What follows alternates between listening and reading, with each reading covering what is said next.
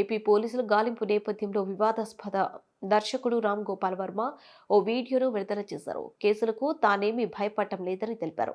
తాను పోస్టులు పెట్టిన వారికి కాకుండా సంబంధం లేని వారి మనోభావాలు దెబ్బతింటే ఈ కేసులు, శిక్షలు ఎలా వర్తిస్తాయని ప్రశ్నించారు. ప్రస్తుతం ఓ మూవీ షూటింగ్లో ఉన్నానని, నిర్మాతకు నష్టం వస్తుందని విచారణకు రాకపోతున్నట్లు తెలిపారు. సార్వత్రిక ఎన్నికలకు ముందు వ్యూహం, సినిమా ప్రమోషన్ సమయంలో తెదేపా అధినేత చంద్రబాబు, జనసేన అధ్యక్షుడు పవన్ కళ్యాణ్ వ్యక్తిత్వాలను కించపరిచేలా సామాజిక మాధ్యమం వేదికగా రామ్ గోపాల్ వర్మ పోస్టులు పెట్టారంటూ ప్రకాశం జిల్లా మద్దిపాడు మండల తెదేపా ప్రధాన కార్యదర్శి రామలింగయ్య పోలీసులకు ఫిర్యాదు చేశారు. దాని ఆధారంగా పోలీసులు వర్మపై కేసు నమోదు చేశారు. విచారణకు హాజరు కాకపోవడంతో అరెస్ట్ చేసేందుకు యత్నిస్తున్నారు.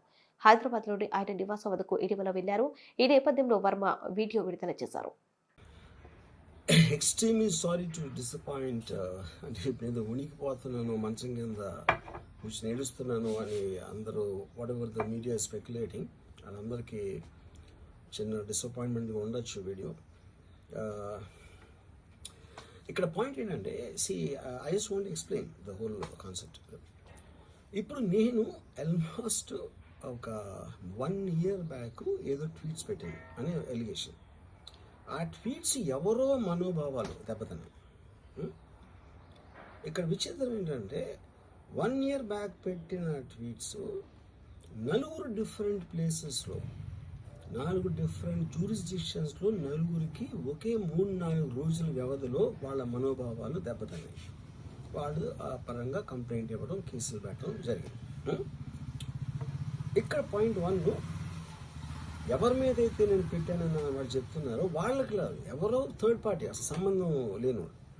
సో ఆ కాంటెక్స్లో అసలు ఈ కేసు ఎలాగా, ఈ సెక్షన్స్ ఎలా వర్తిస్తాయి అనేది అప్పుడు ఆబ్వియస్గా నాకు వచ్చే అనుమానం కానీ, నాకు కానీ నా మనుషులు కానీ, ఇది ఒక పర్సిక్యూషన్ చేయటానికి ఒక పద్ధతి ప్రకారం ఉన్న ఎలవబుల్ లాస్ని వాడుతున్నారా, లేకపోతే ఇప్పుడు వరల్డ్ ఓవర్ ఒక ఫినామినా ఏం జరుగుతుందంటే పొలిటికల్ పార్టీస్ వాళ్ళు they are weaponising the systems of the police. అది అమెరికాలో జరుగుతుంది, యూరోప్లో జరుగుతుంది, ఇక్కడ కూడా జరుగుతుంది.